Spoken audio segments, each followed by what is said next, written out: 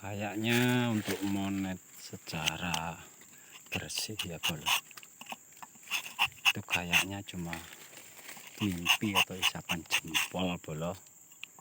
Sebagus apapun konten kita, kalau dari pihak YouTube tidak merekomendasi ya kita mau bisa apa bolo?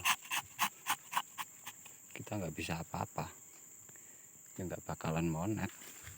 Kalau dari pihak YouTube aja nggak merekomendasi, algoritma juga pelit sekali, tetap kalah sama konten-konten remix.